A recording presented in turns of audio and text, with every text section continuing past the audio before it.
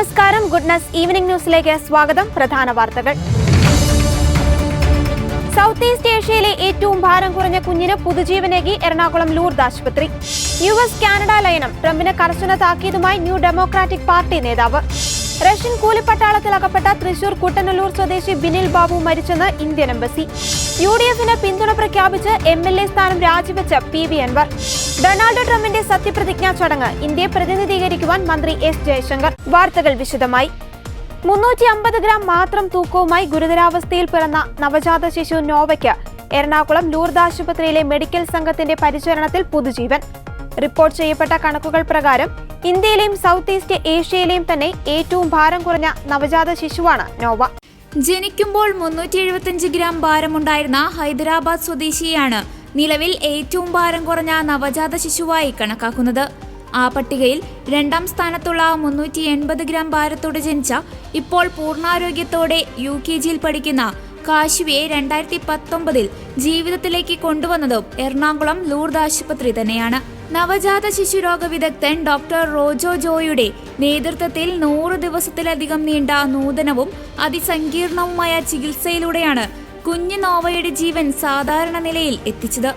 ഏതൊരു നവജാത ശിശുവിന്റെയും അതിജീവനത്തിന് കുറഞ്ഞത് 24 ആഴ്ചയെങ്കിലും അമ്മയുടെ ഉദരത്തിൽ വെച്ച് വളർച്ച പ്രാപിക്കേണ്ടത് അത്യാവശ്യമാണ്.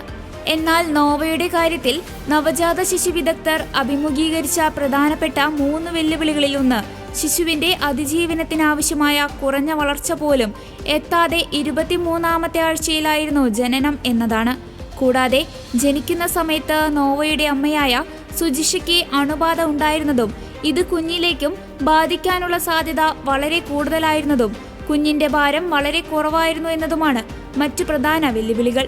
അമ്മയിൽ നിന്ന് കുഞ്ഞിനെ അണുബാധ ഉണ്ടാകാതിരിക്കാനുള്ള മുൻകരുതലുകൾ യഥാസമയം സ്വീകരിച്ചതുവഴി യാതൊരു പ്രശ്നവുമില്ലാതെ തന്നെ കുഞ്ഞിന്റെ ശുശ്രൂഷ മുന്നോട്ട് കൊണ്ടുപോകുവാൻ ലൂർദ് ആശുപത്രിയിലെ ഡോക്ടർ റോജോയുടെ നേതൃത്വത്തിലുള്ള നിയോനേറ്റൽ വിഭാഗത്തിന് കഴിഞ്ഞു. പൂർണ്ണ വളർച്ച എത്താതിരുന്നതിനാൽ കുഞ്ഞിന്റെ എല്ലാ അവയവങ്ങളുടെയും വളർച്ചയും കുറവായിരുന്നു. ആയതിനാൽ ജനിച്ച ഉടനെ കുഞ്ഞിന്റെ ജീവൻ നിലനിർത്തുന്നതിനായി ലേബർ റൂമിൽ വെച്ച് തന്നെ കുഞ്ഞിനെ കൃത്രിമ ശ്വാസം നൽകി. പിന്നീട് 1 മാസത്തോളം NICUവിൽ വെന്റിലേറ്റർ സഹായത്തോടെ കൃത്രിമ ശ്വാസോച്ഛ്വാസം തുടരുകയും ചെയ്തു. അതിനുശേഷം കുഞ്ഞിനെ അത്യാധുനിക നോൺ ഇൻവേസീവ് വെന്റിലേറ്റർ സംവിധാനത്തിലേക്ക് മാറ്റി. കുഞ്ഞിനെ point of care echo cardiogram, neurosonogram എന്നിവ ചെയ്യുകയും ഹൃദയമിടിപ്പ് കുറവായതിനാൽ അത് നിലനിർത്തുന്നതിന് ആവശ്യമായ മരുന്നുകളും നൽകേണ്ടി വന്നു. കുഞ്ഞെ അമ്മയുടെ ഗർഭപാത്രത്തിലായിരിക്കുമ്പോൾ ഉണ്ടാവേണ്ട വളർച്ച പുറം ലോകത്ത് വളരുമ്പോഴും ലഭിക്കുവാൻ തുടക്കത്തിൽ ടോട്ടൽ പാരാന്റൈൽ ന്യൂട്രീഷൻ, ഗ്ലൂക്കോസും പ്രോട്ടീനും ലിക്വിഡ്സും നൽകി. പിന്നീട് അമ്മയുടെ മുലപ്പാൽ കൊടുക്കാൻ തുടങ്ങുകയും ചെയ്തു. പതിയെ മുലപ്പാലിന്റെ അളവ് കൂട്ടി ആവശ്യമായ ന്യൂട്രീഷൻ കുഞ്ഞിന് ലഭ്യമാക്കുവാനും നിയോനേറ്റൽ വിഭാഗത്തിന് കഴിഞ്ഞു. കുഞ്ഞിന്റെ കണ്ണിന്റെ വളർച്ച സൂക്ഷ്മമായി പരിശോധിക്കുക എന്നതും വളരെ പ്രധാനപ്പെട്ട കാര്യമായിരുന്നു. എറണാകുളം ഗിരിധർ ആശുപത്രിയിലെ ഡോക്ടർ അനുഭവ് ഗോയലിന്റെ നേതൃത്വത്തിലുള്ള മെഡിക്കൽ സംഘമാണ് ഇതിനുവേണ്ട വിദഗ്ധ സേവനം നൽകിയത്. മാസം തികയാതെ പ്രസവിച്ച കുഞ്ഞുങ്ങളിൽ സാധാരണമായി കണ്ടുവരുന്ന റെറ്റിനോപ്പതി ഓഫ് പ്രീമച്യൂരിറ്റി എന്ന രോഗാവസ്ഥ ഈ കുഞ്ഞിന് ഉണ്ടായില്ലെന്നും അതിനുവേണ്ടി നവജാത ശിശു വിഭാഗം സ്വീകരിച്ച മുൻകരുതലുകൾ അഭിനന്ദനാർഹമാണെന്നും ഡോക്ടർ അനുഭവ് പറഞ്ഞു. നോവയുടെ പരിചരണത്തിനായി പ്രത്യേക സജ്ജീകരണങ്ങൾ ഒരുക്കുകയും വിദഗ്ധരായ ഡോക്ടർമാരുടെയും നഴ്സുമാരുടെയും സേവനം ലഭ്യമാക്കുകയും ചെയ്തിരുന്നതായി Lourdes group of institution director father George സ്വിക്കീര പത്രസമ്മേളനത്തിൽ പറഞ്ഞു. ലൂർദ് ആശുപത്രിയിലെ നവജാത ശിശുരോഗ വിദഗ്ധൻ ഡോക്ടർ റോജോ ജോയുടെ നേതൃത്വത്തിൽ doctor Asharin Naushad, doctor Mevin Joseph, doctor Kaveri MS, doctor Afeena S, doctor Aparna Raj എന്നിവരുടെയും neonatal ICU head nurse Smitha Devi കെയുടെ കീഴിലുള്ള നഴ്സുമാരുടെയും കണ്ണിമ ചിമ്മാതെയുള്ള പരിപാലനവുമാണ് കുഞ്ഞിന്റെ അതിജീവനം സാധ്യമാക്കിയതെന്നും അദ്ദേഹം പറഞ്ഞു. കുഞ്ഞിന്റെ അതിജീവനം സാധ്യമാക്കിയ ഡോക്ടർ റോജോ ജോയുടെ നേതൃത്വത്തിലുള്ള ഡോക്ടർമാർക്കും നഴ്സുമാർക്കും ലൂർദ് ഹോസ്പിറ്റൽ മാനേജ്മെന്റിനും പ്രതിസന്ധി ഘട്ടത്തിൽ സാമ്പത്തികമായി സഹായിച്ചവർക്കും കുട്ടിയുടെ കുടുംബം നന്ദിയും പ്രാർത്ഥനയും അർപ്പിക്കുകയും ചെയ്തു. റഷ്യൻ കൂലിപ്പട്ടാളത്തിൽ അകപ്പെട്ട തൃശൂർ കുട്ടനല്ലൂർ സ്വദേശി ബിനിൽ ബാബു മരിച്ചെന്ന് ഇന്ത്യൻ എംബസി. എംബസിയുടെ ഔദ്യോഗിക അറിയിപ്പ് ലഭിച്ചതായി ബിനിലിന്റെ ബന്ധുക്കൾ അറിയിച്ചു. യുക്രൈനിലുണ്ടായ ഷെല്ലാക്രമണത്തിൽ ബിനിലിന് ഗുരുതരമായി പരിക്കേറ്റതായി കൂടെയുണ്ടായിരുന്ന ജെയിൻ ബന്ധുക്കളെ അറിയിച്ചിരുന്നു. മനുഷ്യക്കടത്തിനിരയായ യുവാക്കളെ രക്ഷിച്ച് നാട്ടിലേക്ക് എത്തിക്കാനുള്ള ശ്രമം നടക്കുന്നതിനിടയിലാണ് ബിനിൽ ബാബുവിന്റെ മരണം. അതേസമയം ബിനിൽ ബാബുവിന്റെ ഒപ്പമുണ്ടായിരുന്ന തൃശൂർ കുറാഞ്ചേരി സ്വദേശി ജെയിനാണ് റഷ്യൻ അധിനിവേശ യുക്രൈനിൽ നിന്നും റഷ്യൻ തലസ്ഥാനമായ മോസ്കോയിൽ എത്തിയത്. ജെയിൻ തന്നെയാണ് വാട്സപ്പ് കോളിലൂടെ മോസ്കോയിലെത്തിയ വിവരം കുടുംബാംഗങ്ങളെ അറിയിച്ചത്. യുക്രൈനിലുണ്ടായ ഷെല്ലാക്രമണത്തിൽ ജെയിനും പരിക്കേറ്റിരുന്നു. ശേഷം കുറച്ചുനാൾ അവിടെയുള്ള ആശുപത്രിയിൽ ചികിത്സയിലായിരുന്നു. 2 ദിവസം മുൻപാണ് മോസ്കോയിലുള്ള ആശുപത്രിയിൽ എത്തിച്ചത്. ആശുപത്രിയിലുള്ള ഫോട്ടോയും ജെയിൻ ബന്ധുക്കൾക്ക് അയച്ചു കൊടുത്തിരുന്നു. കുടുംബ സുഹൃത്തു വഴി കഴിഞ്ഞ ഏപ്രിലിലാണ് ബിനിലും ജെയിനും റഷ്യയിലേക്ക് പോയത്. ഇലക്ട്രീഷ്യൻ ജോലി എന്ന് പറഞ്ഞാണ് ഇരുവരെയും റഷ്യയിലേക്ക് കൊണ്ടുപോയത്. പിന്നീടാണ് അവിടെ പെട്ടുകിടക്കുകയാണെന്ന് മനസ്സിലായത്. അവിടുത്തെ മലയാളി ഏജന്റ് കബളിപ്പിച്ചാണ് ഇരുവരെയും കൂലിപ്പട്ടാളത്തിനൊപ്പം അകപ്പെടുത്തിയത്. ക്ഷയത്തിൽ ഓർത്തഡോക്സ് സഭാധ്യക്ഷൻ ബസലിയൂസ് മാർത്തോമ മാത്യൂസ് തൃതീയൻ കാതോലിക്ക ബാവ അടിയന്തര നടപടി ആവശ്യപ്പെട്ട് റഷ്യൻ അംബാസിഡർ ഡെനിസ് അലിപ്പോവിനെ നിവേദനം നൽകിയിരുന്നു. UDF-ന് പിന്തുണ പ്രഖ്യാപിച്ചുകൊണ്ട് MLA സ്ഥാനം രാജിവെച്ച് PV അൻവർ. ഇനി വരുന്ന തെരഞ്ഞെടുപ്പിൽ നിലമ്പൂരിൽ സ്ഥാനാർത്ഥിയാകാനില്ലെന്നും UDF സ്ഥാനാർത്ഥിക്ക് പിന്തുണ നൽകുന്നുവെന്നും അദ്ദേഹം വാർത്താ സമ്മേളനത്തിൽ പ്രഖ്യാപിച്ചു. മലയോര മേഖലയായ നിലമ്പൂരിനെ അറിയുന്ന ആളെ UDF സ്ഥാനാർത്ഥിയാക്കണം. പ്രദേശത്ത് ഏറ്റവും പ്രശ്നം നേരിടുന്നത് ക്രൈസ്തവ വിഭാഗമാണെന്നും BS ജോയിയെ സ്ഥാനാർത്ഥിയാക്കണമെന്നും PV അൻവർ ആവശ്യപ്പെട്ടു. കോൺഗ്രസിന്റെ പ്രധാന ഉപാധിക്ക് വഴങ്ങിയ അൻവർ പ്രതിപക്ഷ നേതാവ് VD സതീശിനെതിരായ അഴിമതി ആരോപണത്തിൽ മാപ്പു പറഞ്ഞു. നിയമസഭയിൽ VD സതീശിനെതിരായ അഴിമതി ആരോപണം ഉന്നയിച്ചതിനു പിന്നിൽ P ശശിയാണെന്ന് അൻവർ വെളിപ്പെടുത്തി. സഭയിൽ താൻ തന്നെ അഴിമതി ആരോപണം ഉന്നയിക്കണമെന്ന് ശശി ആവശ്യപ്പെട്ടു. വിഷയം ശരിയല്ലേ എന്ന് ചോദിച്ചപ്പോൾ പൂർണ്ണമായും ശരിയെന്നായിരുന്നു മറുപടി ലഭിച്ചത്. പ്രതിപക്ഷ നേതാവ് മാപ്പ് സ്വീകരിക്കണം. തന്നെ കോൺഗ്രസിന്റെ ശത്രുവാക്കാൻ ഗൂഢാലോചന ഉണ്ടായെന്നും അൻവർ ആരോപിച്ചു. കേരളത്തിലെ പിണറായി സത്തിനെതിരെയും ഇന്ത്യയിലെ മലയോര മേഖലയിലെ ജനത്തിനു വേണ്ടിയും പോരാടുമെന്ന് PV അൻവർ വാർത്താ സമ്മേളനത്തിൽ പ്രഖ്യാപിച്ചു. MLA സ്ഥാനം രാജിവെക്കാനുള്ള നിർദ്ദേശം മുന്നോട്ട് വെച്ചത് തൃണമൂൽ കോൺഗ്രസ് നേതാവ് മമതാ ബാനർജിയാണ്. രാജിവെക്കാൻ ഉദ്ദേശിച്ചല്ല കൊൽക്കത്തയിൽ പോയത്. തൃണമൂൽ കോൺഗ്രസ് നേതാക്കളെ കണ്ടു. വീഡിയോ കോൺഫറൻസിൽ മമതയുമായി സംസാരിച്ചു. മമതാ ബാനർജിയാണ് രാജിവെക്കാൻ നിർദ്ദേശിച്ചത്. രാജിവെക്കുന്ന കാര്യം നേരത്തെ സ്പീക്കറെ ഇമെയിൽ മുഖേന അറിയിച്ചിരുന്നു.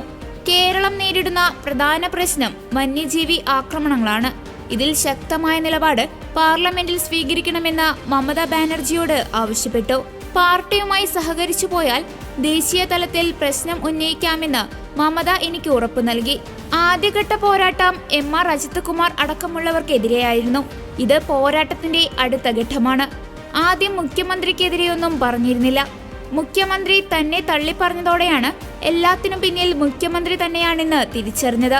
താൻ ഒരുപാട് പാപഭാരങ്ങൾ ചുമന്ന ആളാണെന്ന് PV അൻവർ പറഞ്ഞു. ഞാൻ ഒരുപാട് പാപഭാരങ്ങൾ ചുമന്നാണ് നടക്കുന്നത്. ഒരുപാട് എന്ന് പറഞ്ഞാൽ അതിൽ പ്രധാനമായും ഒന്ന്, ബഹുമാനപ്പെട്ട പ്രതിപക്ഷ നേതാവ് VD സതീശൻ MLA-ക്കെതിരെ കേരളത്തിൻ്റെ നിയമസഭയിൽ ഞാൻ ഉന്നയിച്ച വലിയൊരു ആരോപണമാണ്. നിങ്ങളത് ഇനി അത് വിശദീകരിക്കുകയല്ലാതെ രക്ഷയില്ല. ഞാൻ ഉന്നയിച്ച സമ്മേളനത്തിൻ്റെ തൊട്ട് മുമ്പ്, ആ ഡേറ്റും മാസമൊന്നും ഞാൻ ഓർക്കുന്നില്ല ഏത് സമ്മേളനമാണ്, ആ സമ്മേളനത്തിൻ്റെ തൊട്ട് മുമ്പാണ് എൻ്റെ അടുത്ത് ഇങ്ങനെ ഒരു ചർച്ച വരുന്നത്. ബഹുമാനപ്പെട്ട മുഖ്യമന്ത്രിക്കെതിരെയും കുടുംബത്തിനെതിരെയും നിരന്തരമായ ആരോപണങ്ങൾ അന്ന് നിയമസഭയ്ക്ക് അകത്തും പുറത്തും നടക്കുകയാണ്. ബഹുമാനപ്പെട്ട കുഴൽനാടൻ MLA ഉൾപ്പെടെയുള്ളവർ നിരവധിയായ ആരോപണങ്ങൾ സഭയിൽ കൊണ്ടുവരുന്നുണ്ട്. സത്യത്തിൽ വ്യക്തിപരമായിട്ട് എനിക്ക് അന്നൊക്കെ ഭയങ്കര വിഷമവും ഇവരോടൊക്കെ ഭയങ്കര വിദ്വേഷവും ഉണ്ടായിരുന്നു. അതൊരു വസ്തുതയാണ്. കാരണം ഇതിലൊന്നും ഒരു അടിസ്ഥാനവും ഇല്ല. ഒരു മനുഷ്യനെ ഒറ്റയ്ക്ക് ഇരുന്നു കൊണ്ട് ഏകാംഗമായി ആക്രമിക്കുകയാണ്.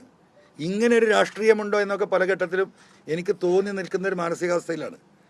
ഈ ഘട്ടത്തിലാണ് പാർട്ടിയുടെ ലീഡർഷിപ്പുമായി സംസാരിച്ചിട്ടാണ് എന്ന് പറയുന്നു പൊളിറ്റിക്കൽ സെക്രട്ടറി P ശശിയാണ് ഇങ്ങനൊരു വിഷയമുണ്ട്, അത് നമുക്ക് സഭയിൽ ഉന്നയിക്കണം എന്ന് പറഞ്ഞു. അന്ന് ആ സഭ പെട്ടെന്ന് എന്തോ ഒരു കാരണമുണ്ടായി വെച്ച ഡേറ്റിൻ്റെ ഒരു 3-4 ദിവസം മുമ്പ് സഭ ക്ലോസായി. അങ്ങനെ അത് കഴിഞ്ഞിട്ടുള്ള സഭ വരുമ്പോഴാണ് ഈ വിഷയം ഡ്രാഫ്റ്റ് ചെയ്ത് എൻ്റെ അടുത്ത് തരികയും ഇത് ഇങ്ങനെ ഒരു സംഭവം ഉണ്ടായിട്ടുണ്ട്, ഇത്രയും ഒരു 150 കോടി രൂപ കഴിഞ്ഞ തെരഞ്ഞെടുപ്പിൽ ഇലക്ഷൻ ഫണ്ട് എന്ന നിലക്ക് കേരളത്തിലേക്ക് വന്നിട്ടുണ്ട്, ഇന്ന രീതിയിലാണ് ഇത് വന്നിട്ടുള്ളത്, കൃത്യമായി എന്താ പറയുക ടൈപ്പ് ചെയ്ത് തന്നിട്ടാണ്. MLA ഇത് ഉന്നയിക്കണം സഭയിൽ. അപ്പോൾ എനിക്കും ആവേശം വന്നു. സ്വാഭാവികമായി ഞാൻ ഈ ഒരു മാനസികാവസ്ഥയിൽ നിൽക്കുകയാണ്. അപ്പോൾ ഇങ്ങനെ ഒരു സംഭവം ഉണ്ടായിട്ട് 150 കോടി രൂപ കൈക്കൂലി വാങ്ങിയ ഒരു പാർട്ടി ലീഡർഷിപ്പ് ഈ പറയുന്ന നിരപരാധിയായ മുഖ്യമന്ത്രിയെയും കുടുംബത്തെയും ഈ രീതിയിൽ സഭയിലിട്ട് ആക്രമിച്ചുകൊണ്ടിരിക്കുകയാണ്. അതിലെനിക്കുണ്ടായ മാനസിക സംഘർഷം ഉള്ളിൽ കൊണ്ട് നടക്കുന്ന, ഞാൻ പലപ്പോഴും പറഞ്ഞു എൻ്റെ പിതാവിനെ പോലെ സ്നേഹിച്ചിരുന്ന വ്യക്തിയാണ്, അതൊരു യാഥാർത്ഥ്യമായിരുന്നു. അപ്പോൾ ഞാൻ വെറുതെ ഒരു വാക്ക് വെച്ചത്, വേറെ ആരെങ്കിലും ഒഫീഷ്യൽ ഉത്തരവാദിത്തപ്പെട്ട MLA മാർ പാർട്ടിയുടെ ലീഡർഷിപ്പ് ആരെങ്കിലും ഉന്നയിക്കല്ലേ എന്നൊരു ചോദ്യം ചോദിച്ചപ്പോൾ പി ശശി പറഞ്ഞത് നിങ്ങൾ തന്നെ ഉന്നയിക്കണം, MLA ആണ് അതിന് ഫിറ്റായിട്ടുള്ള ആൾ, MLA കൃത്യമായിട്ട് പറയണം എന്ന് പറഞ്ഞു.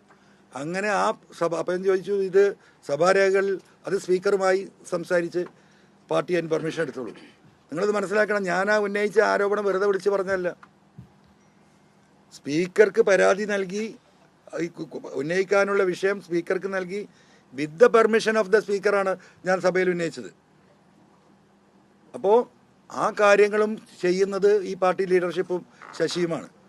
അങ്ങനെയാണ് അന്ന് അവരത് പറയുമ്പോൾ എനിക്ക് ആ ഒരു ബോധ്യത്തിൻ്റെ അടിസ്ഥാനത്തിലും എൻ്റെ ഈ വ്യക്തിപരമായ വികാരത്തിൻ്റെ അടിസ്ഥാനത്തിലും ആ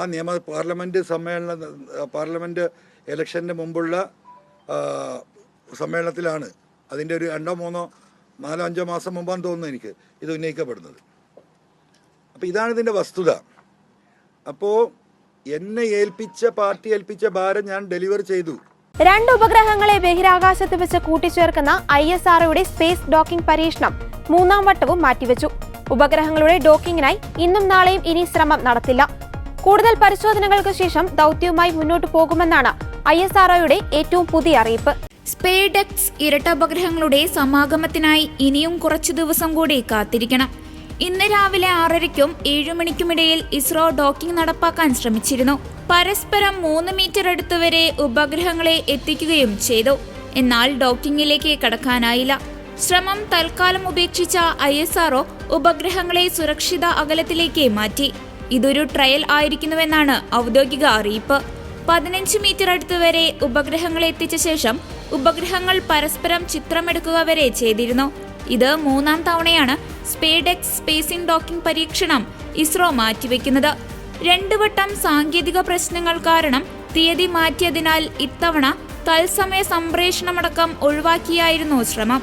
ഇന്നും ഡോക്കിംഗ് നടന്നില്ലെങ്കിലും ഉപഗ്രഹങ്ങൾ സുരക്ഷിതവും പൂർണ്ണമായും ഇസ്രോയുടെ നിയന്ത്രണത്തിലുമാണ്. നിലവിൽ 1 കിലോമീറ്ററിൽ താഴെ അകലത്തിൽ ഉപഗ്രഹങ്ങളെ നിലനിർത്താനാണ് തീരുമാനം. വിവരങ്ങൾ വിശദമായി പഠിച്ച ശേഷമേ ഇനിയൊരു ഡോക്കിംഗ് ശ്രമം നടത്തുന്ന കാര്യത്തിൽ തീരുമാനമെടുക്കൂ. വൈകിയാലും ദൗത്യം കൃത്യമായി നടപ്പാക്കുകയാണ് ഇസ്രോയുടെ ലക്ഷ്യം. നിലവിൽ റഷ്യയ്ക്കും അമേരിക്കയ്ക്കും ചൈനയ്ക്കും മാത്രമാണ് സ്വന്തമായി സ്പേസ് ഡോക്കിംഗ് സാങ്കേതിക വിദ്യ വികസിപ്പിക്കാനായിട്ടുള്ളത്. സ്പേഡെക്സ് വിജയിച്ചാൽ ഇന്ത്യ ഈ രംഗത്തെ 4ാമത്തെ രാജ്യമാകും. അമേരിക്കയുടെ 47ാമത് പ്രസിഡന്റായി ചുമതലയേൽക്കുന്ന ഡൊണാൾഡ് ട്രംപിന്റെ സത്യപ്രതിജ്ഞാ ചടങ്ങിൽ ഇന്ത്യയെ പ്രതിനിധീകരിച്ച് വിദേശകാര്യമന്ത്രി S. ജയശങ്കർ പങ്കെടുക്കും. ജനുവരി 20-നാണ് സത്യപ്രതിജ്ഞാ ചടങ്ങ്. സന്ദർശന വേളയിൽ പുതിയ ഭരണപ്രതിനിധികളുമായും പരിപാടിയിൽ പങ്കെടുക്കുന്ന വിശിഷ്ട വ്യക്തികളുമായും ജയശങ്കർ കൂടിക്കാഴ്ച നടത്തും. അമേരിക്കയുടെ 47ാമത് പ്രസിഡന്റായി തെരഞ്ഞെടുക്കപ്പെട്ട നിയുക്ത പ്രസിഡന്റ് ഡൊണാൾഡ് ട്രംപിന്റെ സത്യപ്രതിജ്ഞാ ചടങ്ങിൽ വിദേശകാര്യമന്ത്രി ഡോക്ടർ S. ജയശങ്കർ ഇന്ത്യൻ സർക്കാരിനെ പ്രതിനിധീകരിക്കുമെന്ന് കേന്ദ്രം പുറത്തുവിട്ട പ്രസ്താവനയിൽ പറയുന്നു. വാഷിംഗ്ടൺ DC-യിലെ ക്യാപിറ്റോളിനു മുന്നിൽ സുപ്രീം കോടതി ചീഫ് ജസ്റ്റിസ് ജോൺ റോബർട്ട്സിന്റെ സാന്നിധ്യത്തിൽ ട്രംപ് പ്രസിഡന്റായി സത്യപ്രതിജ്ഞ ചെയ്യും. ജനുവരി 20-നാണ് അമേരിക്കൻ പ്രസിഡന്റായി വീണ്ടും ഒരിക്കൽ കൂടി സത്യപ്രതിജ്ഞ ചെയ്ത് ട്രംപ് അധികാരമേൽക്കുക. ഇതുവരെ കണ്ടതിൽ ഏറ്റവും ആഡംബരത്തോടെയാകും ട്രംപ് അധികാരമേൽക്കുക. ട്രംപിന്റെ 2ാം സ്ഥാനാരോഹണ ചടങ്ങിൽ ലോക നേതാക്കളുടെ നീണ്ട നിര തന്നെയുണ്ടാകും. ഇതുവരെ ക്ഷണിച്ച വിശിഷ്ടാതിഥികളുടെ പട്ടിക സംബന്ധിച്ച റിപ്പോർട്ടുകൾ നേരത്തെ പുറത്തുവന്നിരുന്നു. അമേരിക്കയുമായി പലപ്പോഴും വാക്പോരിലേർപ്പെടാറുള്ള ചൈനീസ് പ്രസിഡന്റ് ഷീ ജിൻപിങ്ങിനെയും ചടങ്ങിലേക്ക് ക്ഷണിച്ചതാണ് ഏവരെയും അമ്പരപ്പിക്കുന്നത്. ചൈനീസ് പ്രസിഡന്റ് ഷീ ജിൻപിങ്ങിനെ തന്റെ സത്യപ്രതിജ്ഞയിൽ പങ്കെടുക്കാൻ ട്രംപ് ക്ഷണിച്ചതായും അദ്ദേഹം അത് അംഗീകരിച്ചതായും സൂചനയെന്ന് റിപ്പോർട്ടുകളുണ്ട്. അമേരിക്കയുടെ മുഖ്യ രാഷ്ട്രീയ എതിരാളികളിൽ ഒരാളായ കമ്മ്യൂണിസ്റ്റ് നേതാവിന് നൽകിയ അസാധാരണമായ ഓഫറായാണ് ഇത് വിലയിരുത്തപ്പെടുന്നത്. ട്രംപിന്റെ ക്ഷണം സ്വീകരിച്ച് ചൈനീസ് കമ്മ്യൂണിസ്റ്റ് നേതാവ് എത്തിയാൽ അതൊരു ചരിത്ര സംഭവമായിരിക്കും. ഇക്കാര്യത്തിൽ വരും ദിവസങ്ങളിൽ സ്ഥിരീകരണമാകും. എക്കാലത്തെയും ചരിത്ര വിജയമാണ് തന്റേതെന്നും അമേരിക്കയെ സുവർണകാലത്തിലേക്ക് നയിക്കുമെന്നുമാണ് തെരഞ്ഞെടുപ്പ് വിജയത്തിന് ശേഷം ട്രംപ് പറഞ്ഞത്. ഡൽഹി നിയമസഭാ തെരഞ്ഞെടുപ്പിന് കളമൊരുങ്ങിയിരിക്കെ ആഭ്യന്തരമന്ത്രി അമിത്ഷായെ വെല്ലുവിളിച്ച ആം ആദ്മി പാർട്ടി കൺവീനർ അരവിന്ദ് കെജ്രിവാൾ ഡൽഹിയിലെ ചേരി പൊളിച്ചുമാറ്റലുമായി ബന്ധപ്പെട്ട എല്ലാ കേസുകളും പിൻവലിക്കുകയും കുടിയിറക്കപ്പെട്ടവരെ പുനരധിവസിപ്പിക്കുകയും ചെയ്താൽ ഡൽഹി തെരഞ്ഞെടുപ്പിൽ താൻ മത്സരിക്കാതിരിക്കാമെന്ന് അരവിന്ദ് കെജ്രിവാൾ വ്യക്തമാക്കി. ചേരി നിവാസികൾക്കെതിരെ എടുത്തിട്ടുള്ള എല്ലാ കേസുകളും പിൻവലിക്കുകയും അവരെ കുടിയിറക്കിയ അതേ ഭൂമിയിൽ എല്ലാവർക്കും നിങ്ങൾ വീട് നൽകുമെന്ന് കോടതിയിൽ സത്യവാങ്മൂലം സമർപ്പിക്കുകയും ചെയ്താൽ താൻ തെരഞ്ഞെടുപ്പിൽ മത്സരിക്കില്ലെന്ന് വെല്ലുവിളിക്കുന്നുവെന്നും അരവിന്ദ് കെജ്രിവാൾ പറഞ്ഞു. തെരഞ്ഞെടുപ്പിൽ വിജയിച്ചാൽ ഡൽഹിയിലെ ചേരികൾ പൊളിച്ചു മാറ്റാനാണ് BJPയുടെ ലക്ഷ്യമെന്ന് കെജ്രിവാൾ ആരോപിച്ചു. കെജ്രിവാളിന്റെ ആരോപണം തള്ളിക്കൊണ്ട് കേന്ദ്രമന്ത്രിയും BJP നേതാവുമായ ഹർദീപ് സിംഗ് പുരി രംഗത്തെത്തി. പ്രധാനമന്ത്രി ആവാസ് യോജന പോലുള്ള കേന്ദ്ര സർക്കാർ പദ്ധതികൾ ഡൽഹിയിലെ AAP സർക്കാർ മനഃപൂർവ്വം വൈകിപ്പിച്ചുവെന്ന് അദ്ദേഹം പറഞ്ഞു. 2006 മുതൽ അനധികൃത കോളനികൾ നിയന്ത്രിക്കേണ്ടത് സംസ്ഥാന സർക്കാരിന്റെ കടമയാണ്. പക്ഷേ AAP സർക്കാർ സഹകരിച്ചില്ലെന്നും ഡൽഹി സർക്കാർ നിസ്സഹകരണം നടത്തുകയാണെന്നും അദ്ദേഹം ആരോപിച്ചു. കുടിയിറക്കപ്പെട്ട ചേരി നിവാസികളുടെ പുനരധിവാസം ഇപ്പോഴത്തെ സ്ഥിതിയിലാണ് പോകുന്നതെങ്കിൽ ഇനിയും 1000 വർഷം വേണ്ടിവരും. BJP നേതൃത്വത്തിലുള്ള കേന്ദ്ര സർക്കാർ കഴിഞ്ഞ 5 വർഷത്തിനിടെ ചേരി നിവാസികൾക്കായി 4700 ഫ്ളാറ്റുകൾ മാത്രമാണ് നിർമ്മിച്ചത്. 4 ലക്ഷത്തോളം ചേരി കുടുംബങ്ങളാണ് പ്രതിസന്ധിയിലെന്നും കെജ്രിവാൾ പറഞ്ഞു. ഡൽഹി ലഫ്റ്റനന്റ് ഗവർണർ ചേരി പ്രദേശങ്ങളുടെ ഭൂവിനിയോഗത്തിൽ ഡിസംബർ 27-ന് മാറ്റം വരുത്തിയിട്ടുണ്ട്. തെരഞ്ഞെടുപ്പിന് തൊട്ടു പിന്നാലെ അവ പൊളിച്ചുമാറ്റലിനുള്ള വഴിയൊരുക്കാനാണ് ഈ നീക്കമെന്നും കെജ്രിവാൾ ആരോപിച്ചു. സ്ത്രീയുടെ അഭിമാനത്തെ ചോദ്യം ചെയ്യുന്ന വാക്കോ നോക്കോ പ്രവൃത്തിയോ ഉണ്ടായാൽ കർശന നടപടി സ്വീകരിക്കുമെന്ന് മുഖ്യമന്ത്രി പിണറായി വിജയൻ. എല്ലാ പൊതുയിടങ്ങളിലും സ്ത്രീകൾ സുരക്ഷിതരായിരിക്കണം. അവിടെ തെറ്റായ നോട്ടമോ തെറ്റായ രീതികൾ സ്വീകരിക്കലോ ആരുടെ ഭാഗത്തു നിന്ന് ഉണ്ടായാലും കർക്കശമായി നിലപാട് സ്വീകരിക്കുമെന്ന് മുഖ്യമന്ത്രി പറഞ്ഞു. എല്ലാ പൊതുയിടങ്ങളും സ്ത്രീകൾ സുരക്ഷിതരായിരിക്കണം. അവിടെ തെറ്റായ നോട്ടമോ തെറ്റായ രീതികൾ സ്വീകരിക്കലോ ആരുടെ ഭാഗത്തുണ്ടായാലും അതെല്ലാം കർക്കശമായി തന്നെ നേരിടുന്ന നിലപാട് സ്വീകരിക്കും. നടി ഹണി റോസിന്റെ പരാതിയിലും മറ്റും സ്വീകരിച്ച നടപടികളുടെ പശ്ചാത്തലത്തിൽ കൂടിയാണ് മുഖ്യമന്ത്രിയുടെ പ്രതികരണം. ആലപ്പുഴയിൽ CPM ജില്ലാ സമ്മേളനത്തിൽ പൊതുസമ്മേളനം ഉദ്ഘാടനം ചെയ്യുകയായിരുന്നു മുഖ്യമന്ത്രി. തൽക്കാലം കുറച്ച് സീറ്റും വോട്ടും ലഭിക്കാനായി UDF വർഗീയതയെ കൂട്ടുപിടിക്കുന്നുവെന്നും പിണറായി വിമർശിച്ചു. തൃശൂരിൽ BJP വിജയിച്ചത് കോൺഗ്രസുമായുള്ള ഡീലിന്റെ ഭാഗമായാണ്. 2019 ലോക്സഭാ തെരഞ്ഞെടുപ്പിൽ തൃശൂരിൽ കോൺഗ്രസിന് കിട്ടിയ 86,000-ഓളം വോട്ടാണ് 2024 BJP സ്ഥാനാർത്ഥിയിലേക്ക് മറിഞ്ഞതെന്നും മുഖ്യമന്ത്രി ആരോപിച്ചു. UDF ജമാഅത്തെ ഇസ്ലാമിയും SDPIയുമായി അടുത്ത ബന്ധം പുലർത്തിയിരുന്നു. ലീഗിന്റെ കാര്യങ്ങൾ അവർ തീരുമാനിക്കാവുന്ന അവസ്ഥയിലേക്ക് കാര്യങ്ങൾ എത്തുന്നത് ലീഗും ചിന്തിക്കണമെന്നും പിണറായി വിജയൻ പറഞ്ഞു. താൽക്കാലിക ലാഭത്തിനു വേണ്ടി ജമാഅത്തെ ഇസ്ലാമിയെയും SDPIയെയും കൂടെ കൂട്ടിയാൽ തകർച്ചയായിരിക്കും ഫലമെന്നും പിണറായി വിജയൻ പറഞ്ഞു. അതിനിടെ ഹണി റോസിനെതിരായ അധിക്ഷേപ പരാമർശത്തിൽ രാഹുൽ ഈശ്വറിനെതിരെ വീണ്ടും പരാതി. ചാനൽ ചർച്ചകളിൽ നടി ഹണി റോസിനെതിരെ മോശം പരാമർശം നടത്തിയെന്ന് ചൂണ്ടിക്കാട്ടി തൃശൂർ സ്വദേശിയാണ് പരാതി നൽകിയത്. എറണാകുളം സെൻട്രൽ പോലീസ് സ്റ്റേഷനിലാണ് പരാതി നൽകിയത്. പരാതിയിൽ ഉടൻ നടപടിയുണ്ടാകുമെന്നാണ് വിവരം. രാഹുൽ ഈശ്വറിനെതിരായ ഹണി റോസിന്റെ പരാതിയിൽ പോലീസ് ഇന്ന് കേസെടുത്തേക്കും. ഇന്നലെയാണ് രാഹുലിനെതിരെ എറണാകുളം സെൻട്രൽ സ്റ്റേഷനിൽ നേരിട്ടെത്തി ഹണി റോസ് പരാതി നൽകിയത്. അതിനിടെ രാഹുൽ മുൻകൂർ ജാമ്യത്തിനു വേണ്ടിയുള്ള നീക്കങ്ങൾ ആരംഭിച്ചു.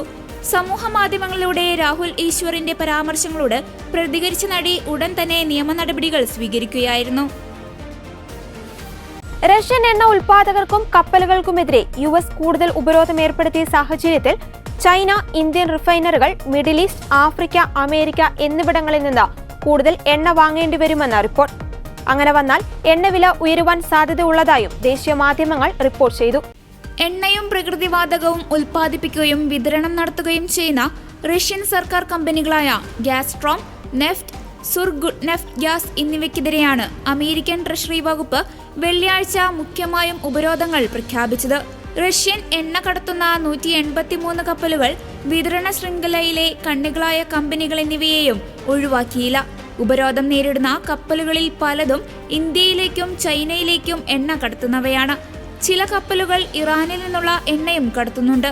റഷ്യയിൽ നിന്നുള്ള എണ്ണയൊഴുക്ക് നിലയ്ക്കുന്നത് ഇന്ത്യയിലും ചൈനയിലും പ്രതിസന്ധി സൃഷ്ടിച്ചേക്കാം. ഉപരോധങ്ങൾ മൂലം ആഗോള വിപണിയിൽ എണ്ണക്ഷാമമുണ്ടാകില്ലെന്നാണ് അമേരിക്കയുടെ അഭിപ്രായം. റഷ്യൻ എണ്ണയുടെ അഭാവം നികത്താൻ ഗൾഫ് രാജ്യങ്ങൾക്ക് കഴിയുമെന്ന് അമേരിക്കയിലെ ഊർജ്ജ വിഭവ വകുപ്പ് അസിസ്റ്റന്റ് സെക്രട്ടറി ജെഫ്രി പാറ്റ് പറഞ്ഞു. ഉപരോധങ്ങൾ നേരിടുന്ന സ്ഥാപനങ്ങൾക്ക് നിലവിലുള്ള കരാറുകൾ പൂർത്തിയാക്കാൻ മാർച്ച് 12 വരെ സമയം അനുവദിച്ചിട്ടുണ്ട്. ഉപരോധത്തിന്റെ പശ്ചാത്തലത്തിൽ ആഗോള വിപണിയിൽ എണ്ണവില 3% ഉയർന്നു. ബ്രിട്ടനും സമാന ഉപരോധങ്ങൾ റഷ്യയ്ക്കുമേൽ ചുമത്തിയിട്ടുണ്ട്. ഉപരോധങ്ങൾ നിയമവിരുദ്ധമാണെന്ന് ഗാസ്ട്രോം നെഫ്റ്റ് പ്രതികരിച്ചു. റഷ്യയുടെ എണ്ണ വരുമാനം എത്ര കുറയുന്നുവോ അത്ര വേഗം സമാധാനം പുനഃസ്ഥാപിക്കപ്പെടുമെന്ന് യുക്രൈൻ പ്രസിഡന്റ് സെലൻസ്കി പറഞ്ഞു. അമേരിക്കയിൽ അധികാരത്തിലേറാൻ പോകുന്ന ട്രംപ് യുദ്ധം അവസാനിപ്പിക്കാൻ സമാധാന ചർച്ചകൾ തുടങ്ങിയാൽ യുക്രൈനെ മേൽക്കൈ ലഭിക്കണം എന്നുദ്ദേശിച്ചുകൂടിയാണ് ബൈഡന്റെ നീക്കം. 20-ന് അമേരിക്കൻ പ്രസിഡന്റായി അധികാരമേറുന്ന ഡൊണാൾഡ് ട്രംപിനെ ഉപരോധങ്ങൾ റദ്ദാക്കണമെങ്കിൽ കോൺഗ്രസിന്റെ പിന്തുണ വേണം. കാനഡയെ അമേരിക്കയെ ലയിപ്പിക്കാമെന്ന് പറഞ്ഞ നിയുക്ത US പ്രസിഡന്റ് ഡൊണാൾഡ് ട്രംപിന് കർശന താക്കീതുമായി ന്യൂ ഡെമോക്രാറ്റിക് പാർട്ടി നേതാവ് ജഗ്മീത് സിംഗ്. മുൻ കനേഡിയൻ പ്രധാനമന്ത്രി ജസ്റ്റിൻ ട്രൂഡോയുടെ സർക്കാരിൽ സഖ്യകക്ഷിയായിരുന്നു NDP. ഡൊണാൾഡ് ട്രംപിനെ ഒരു സന്ദേശം കൈമാറാനുണ്ട്.